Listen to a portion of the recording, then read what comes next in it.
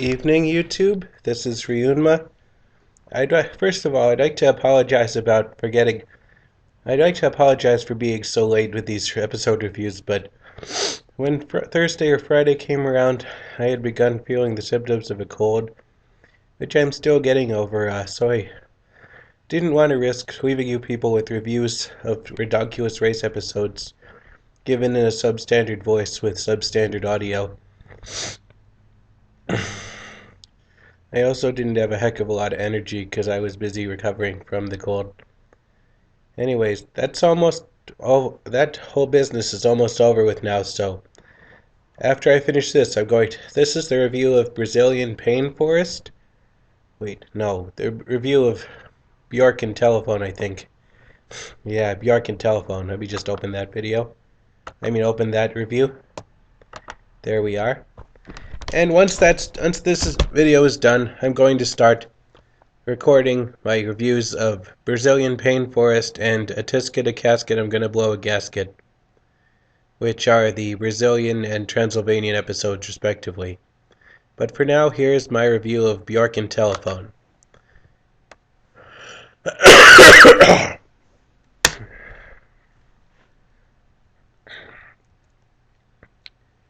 I know I've said before that the challenges for this season are starting to look more and more like things people could actually reasonably do here in reality. But starting here with these whole thing about crossing the geyser field back and forth with volatile steaming hot water geysers, they're starting to seem more and more like something Chris McClain would have come up with in the earlier seasons. Or maybe the later seasons as we got into ridiculous crap like the mutants and what have you.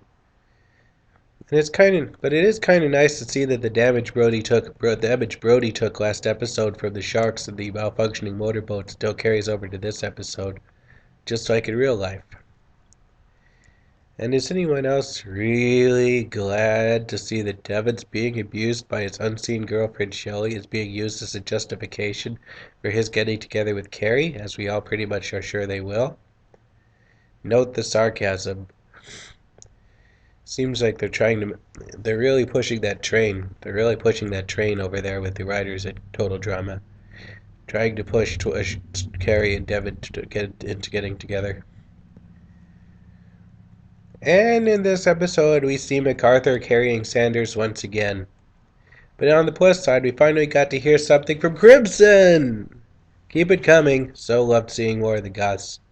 Seriously, that voice is just beyond hot. I almost wanted to take up my handy-dandy voice recorder and actually record everything her character said. That being said, I actually have a handy-dandy voice recorder. In terms of, let's see here. In this episode, Chad and Lorenzo's stepbrother rivalry is really starting to get in the way of their effectiveness in the challenge, but when they finished part 1, I really liked seeing them almost high-fiving each other. And I especially liked Kelly finally getting mad at her daughter Taylor.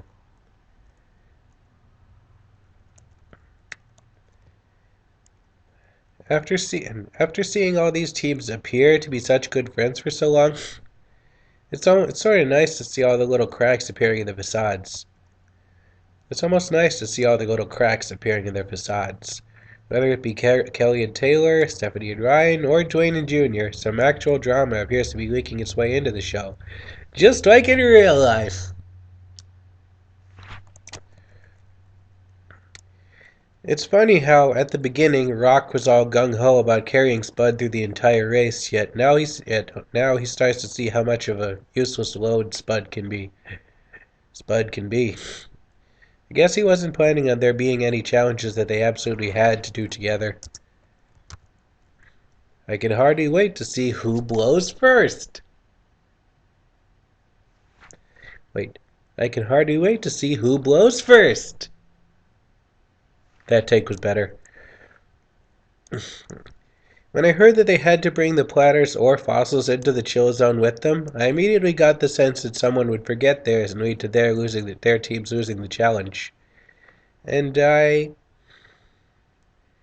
turned out to be wrong on that one. Is it juvenile of me to have liked how Miles burped, farted, and passed out and what have you after her vegan team ate the Icelandic meat feast?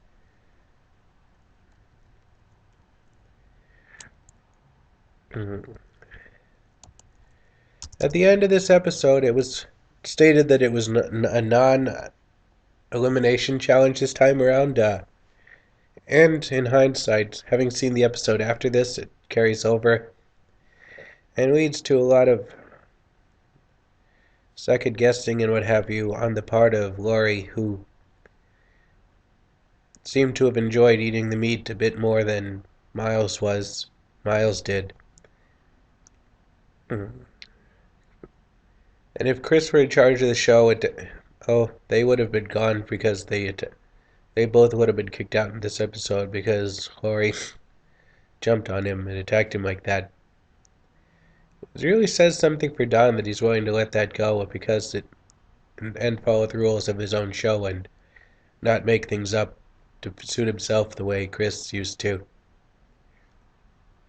Anyways, I will go ahead and stop this video now, and while this is loading up onto YouTube, I will begin recording my second review of Brazilian Pain Forest. Thank you all very much for your time.